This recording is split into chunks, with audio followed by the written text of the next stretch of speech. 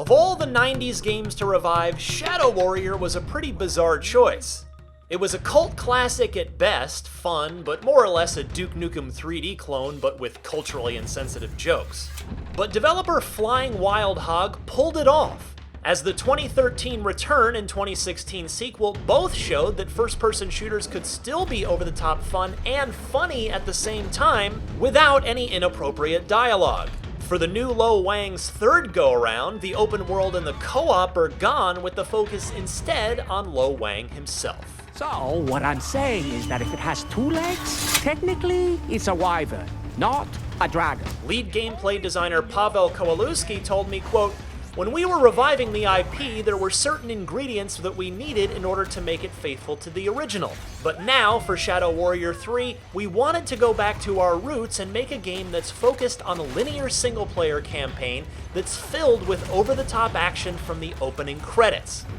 That was clearly on display in the 17-minute gameplay demo I saw. The comedy side of Shadow Warrior is certainly reminiscent of Duke Nukem, with Wang tossing out a snide remark in almost every combat encounter, but it's all observational comedy rather than cultural. And that was by design. Quote, "We added this whole backstory to Lo Wang to modernize him," Kowalewski said. "He likes video games, comic books, American films. We wanted to shift the humor toward these things," end quote. And you know what? It works. The dialogue in the demo I saw is funny. Are you in doubt we can do this? Kill a dragon as big as a mountain with a Halloween mask? Damn right. Though personally, I'd rather have a battle cruiser with photon torpedoes.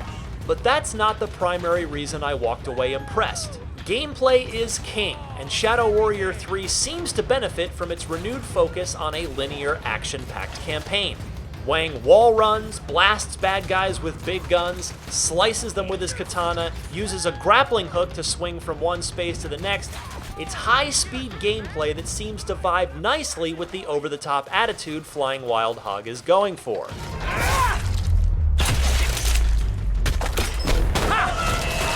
Enemy variety, meanwhile, seems impressive, with frequent mini-boss battles thrown in to keep you on your toes, and Shaun of the Dead levels of gore to accompany the shooting, blasting, slicing, and smashing.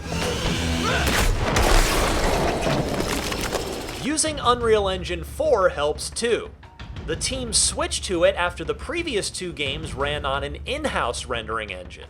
You order some Wang? Quote, "It's a change for us," Kowalewski said, "but it's a change for the better.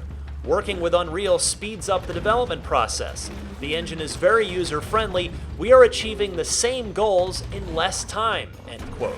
For players, you'll instantly notice how pretty Shadow Warrior 3 is, from lighting to textures to the amount of on-screen gore flying around all at once without performance suffering at all.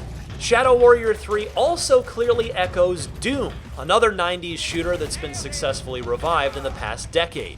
Sure, neither of them invented grappling hooks, mid-air dashes, or wall running, but Doom Eternal fused them all brilliantly earlier this year, so it's tough not to notice the similarity here. Note that this isn't even a complaint.